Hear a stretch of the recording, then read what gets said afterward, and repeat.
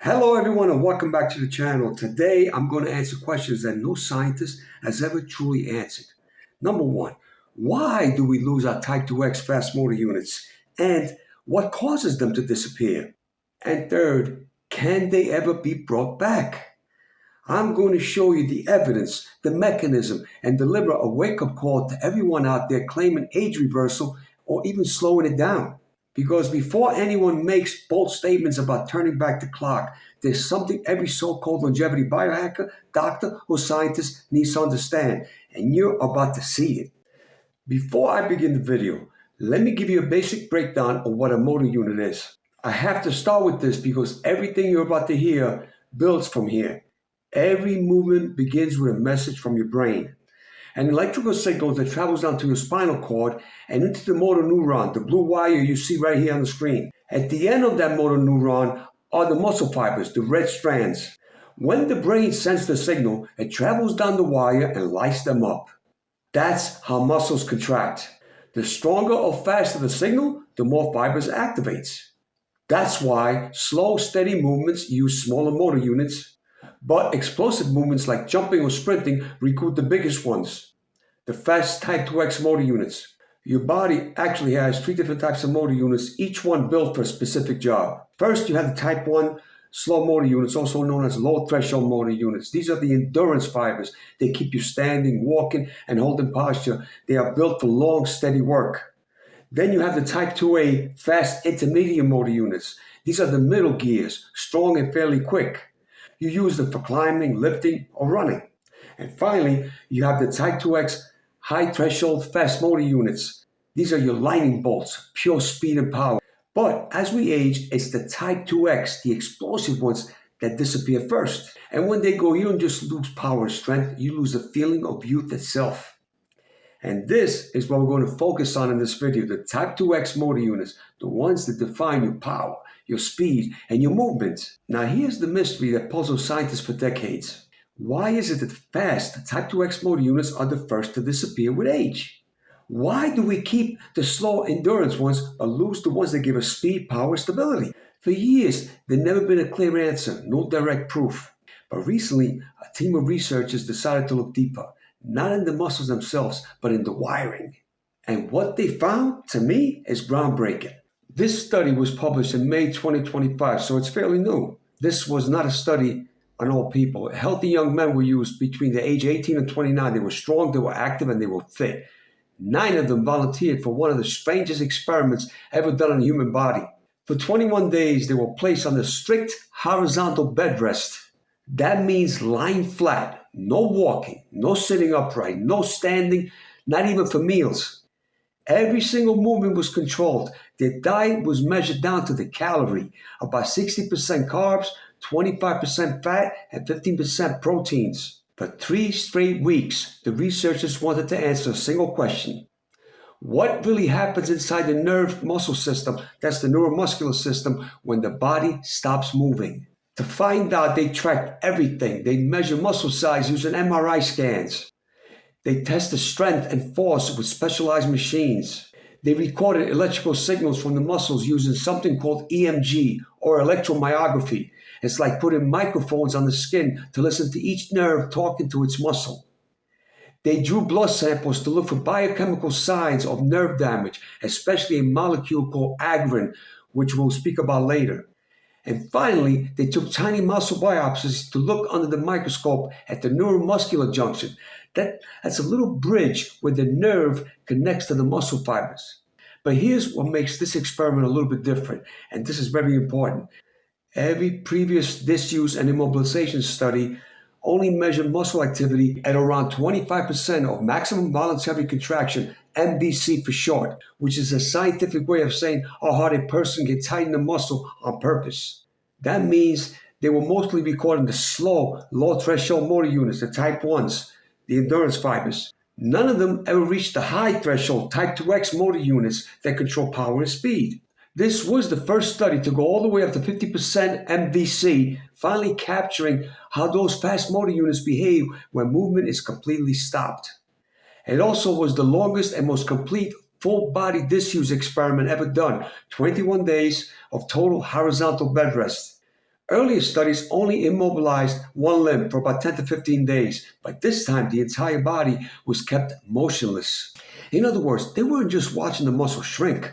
They were watching the entire communication system between the brain, nerve, and muscle in real time. When the 3 weeks were over, what they found inside those muscles told a story that no one has ever seen before. First came the obvious: the muscle shrank. MRI scans showed that the thigh muscle, especially the quadriceps, had lost 12% of its size. Just 3 weeks. Force dropped even faster, almost 23% weaker. In other words, they didn't just lose mass, they lost power. But that wasn't the real story, because when the scientists looked beyond the muscle and into the motor units, they saw something very disturbing. The electrical signals that control those muscles, the firing patterns, had slowed down. Normally, when your brain tells your muscles to contract, the nerves fire quickly and in rhythm, sending a clean, powerful signal. After 21 days, those signals were weaker, slower, and chaotic. The researchers found that even the type 2X motor units had started to malfunction. The nerves that controlled them weren't firing at full speed anymore. It was as if the body was quietly rewiring itself for weakness. The communication line between brain and muscle was breaking down, and it only took 3 weeks. As I showed you earlier in the video, which was a basic construction of a motor unit, the brain sending a signal down to the motor neuron, which then lit up the muscle fibers.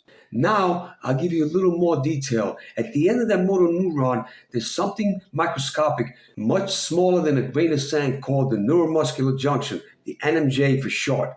This is where the nerve, the motor neuron, and the muscle actually meet. As I said earlier, it's the bridge that allows your brain to communicate directly with your muscle. Now, let's zoom in on that bridge area. When your brain wants to contract a muscle, the neuron releases a chemical messenger called acetylcholine. Look at the little red purple dots there, or circles. The acetylcholine travels to the tip of the motor neuron across a tiny gap called synaptic cleft and lands on the surface of the muscle fibers. When that spark crosses that gap, the muscle fiber contracts. Every single movement in your body, from breathing to sprinting, depends on that spark jumping perfectly across that microscopic space. But in this study, something unusual happened. The neuromuscular junction itself, that tiny bridge between the neuron and the muscle fiber, began to break down. The spark began to fade.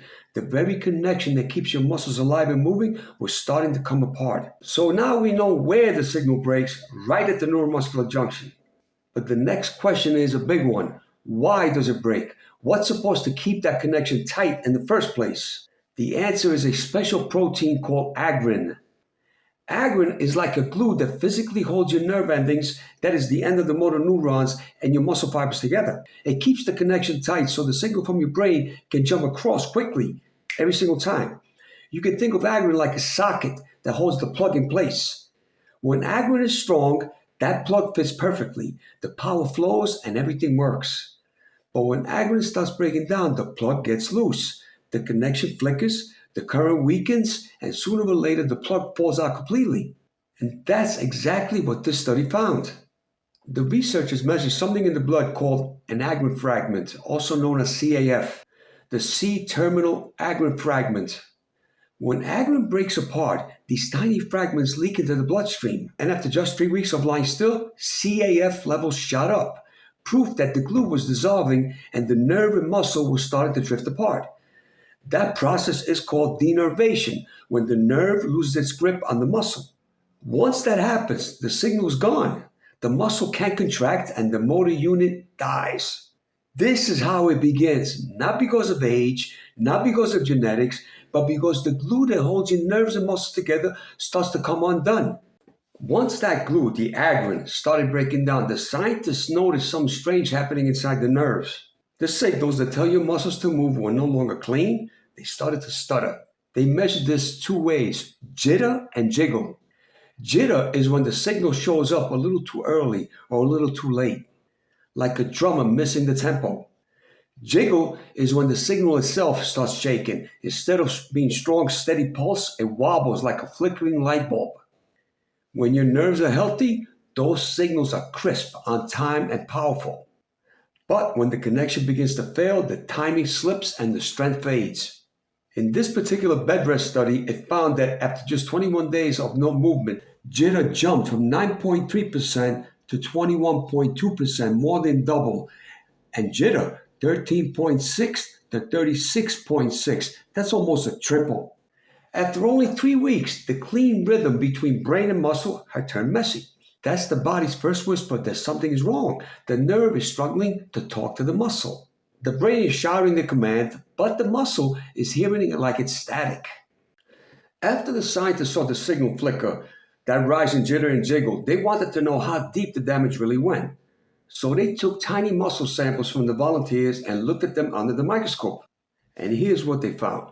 About 15% of the neuromuscular junctions were completely denervated, meaning the nerve, the motor neuron, had physically disconnected from the muscle fibers. The wire had been pulled right out of the socket. And as I mentioned earlier, it all starts with Agrin, the glue that holds the connection together. When Agrin breaks down, the nerve loses its grip on the muscle. The connection becomes unstable, the signal weakens, and eventually the nerve just lets go. That's exactly what they saw here, denervation in action. None of the connections were gone before the experiment, but after just 3 weeks, 1 in 7 was completely unplugged. And as I said, these were not older people. They were healthy young men. Some were just 18 years old. So if 15% of their motor units were gone after 3 weeks of lying still, imagine what months and years of inactivity does. That's how quickly the body starts unplugging itself, one spark at a time. Before we continue, let's clear one thing up. Some people will hear this and say, wait a second, these were young men. Sure, the fast type 2X motor units were denervated, but they will re-innervate. The nerves will grow back. Absolutely not true. Let me explain. When a motor unit disconnects, the original wiring, the motor neuron and its muscle fibers, is broken. That exact circuit is gone. Now, yes, sometimes a nearby neuron will sprout a little branch and try to take over those dead fibers. That is what scientists call re-innervation. But that new branch isn't the same neuron. It fires slower, it connects at a different point, and it changes the muscle fiber it touches. The type 2 fibers, the type 2X fibers turn to type 1 slow fibers. In simple terms, denervation, re-innervation cycle slowly destroys the motor unit. Each time it happens, the unit gets weaker and eventually it's gone. And it gets worse. Not every fiber gets saved. A portion of these disconnected fibers never reconnect at all.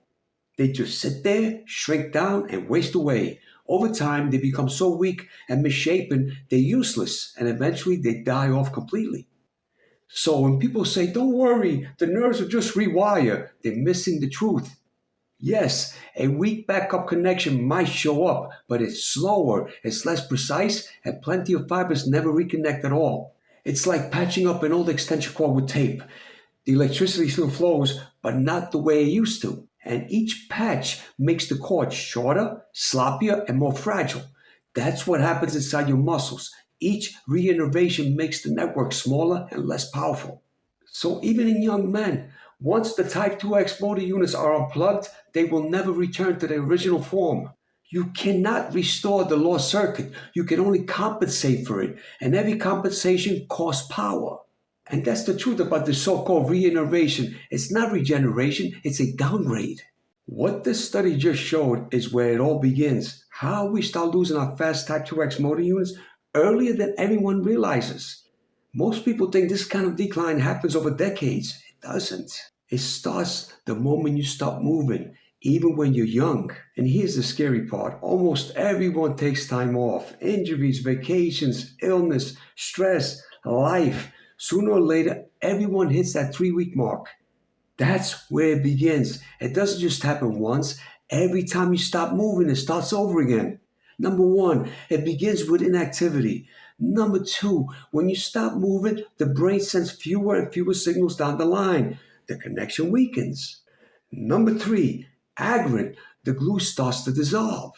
Number 4, the signal becomes unstable and full of static. That's the jitter and jiggle. And number 5, the wire finally detaches. One by one, those fast type 2X motor units go dark. And once they disconnect, there's no coming back.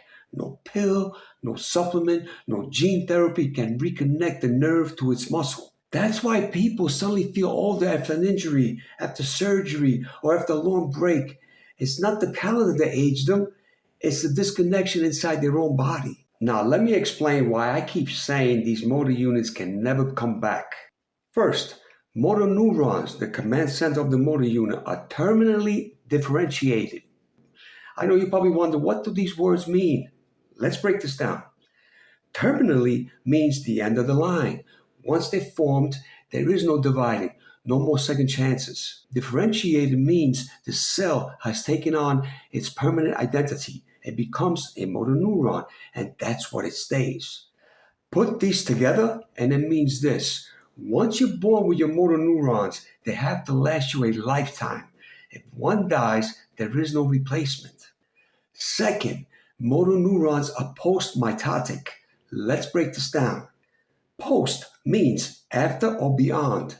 Mitotic comes from mitosis, which is the process most cells use to divide and make more of themselves. Now let's look at what this means in real life. On the screen, you see how motor neurons develop. In the embryo, they start as dividing progenitor cells. But once they become mature into motor neurons, that's it. They become post-mitotic. From that moment on, from birth through your entire life, motor neurons never divide again. Unlike your skin and blood cells, they don't renew or replace themselves. That's why the chart shows them carrying their terminal differentiation features all the way into adulthood. In simple terms, the motor neurons you're born with are the only ones you'll ever have. They have to last you a lifetime. And third, genes cannot make the software. What do I mean by software? Software is the signal, the message, and that message is carried on the backs of action potentials, tiny bursts of electricity that the neurons use to send information. The first action potential is created in your motor cortex in the brain. That's the spark. And that spark begins to carry the signal down the line into your spinal cord. And what is that signal? It's the electrical and chemical code. And what does this mean in plain language? It means the code your nervous system uses to tell your muscles to move. That code has two parts. First is the discharge rate, how fast the neurons fire, the hertz power it uses. That's the strength and speed of the message. And second is the movement code, the pattern you built over a lifetime of movement. That's your unique motor wisdom burned in your nervous system. Genes do not and cannot control, duplicate, or regulate the signal. They will give you the foundation, but they cannot control the outcome. The outcome is built only to experience. Every crawl, every fall, every step wires that signal into your nervous system. How strong it will fire, how quick, when to fire and when not to fire is purely based on your lifetime of movement experience since birth. They are your personal muscle wisdom and motor engrams. And here's what's crazy. This signal does not stay fixed. It is dynamic. It changes constantly with movement and with feedback from your senses. Ladies and gentlemen, the bottom line, the signal cannot be recreated by any pill, Yamanaka factors, or stem cells. The signal is not genetic, not molecular, and not cellular, but neurogenic. It is encoded in your nervous system, not your genes. And this new study confirms that in just 21 days of no movement, the signal weakened in healthy young men. And with each denervation, re-innervation cycle, the signal weakens gradually and slowly without you realizing it until it's too late. Only meaningful, powerful, unpredictable, chaotic movements can slow the loss of this signal. This is the food. It's food, nothing else. Motor units do not control the signal. The signal is their boss. They do what the signal says. No signal, no motor units, period. This is not my opinion. This is published science. Right here, it says muscle contraction starts with the signal. The input controls the output. Without that signal, the motor unit is dead weight. That's why I say motor units don't control the signal controls them. I will close with these words. This is the proof. This study is the best evidence we ever had for why we start losing our fastest, most powerful motor units at type 2X. It's not a theory. It's not a mouse study. It's a human study. You wanted to know why you lose your power, your speed, and your reflexes? This is why. It doesn't matter who you are. It doesn't matter how clean you eat, how perfect your blood work is, how many supplements or friends you have. It doesn't even matter if you fix every so-called hallmark of aging. If you don't feed your type 2X motor units, they die. And their food is not protein or vitamins, it's explosive movement. Sprinting, jumping, torque, that's the nutrition. Stop feeding them and they disappear. And to make it worse, even if you feed them, they still fade over time, just a bit slower. So imagine thinking of taking 10, 20 years off and then one day getting back into shape. Those type 2X motor units are gone. You can train the ones you have left, but you'll never bring back the ones you lost. Simply put, loss of any motor units is irreversible. That's life. That's biology.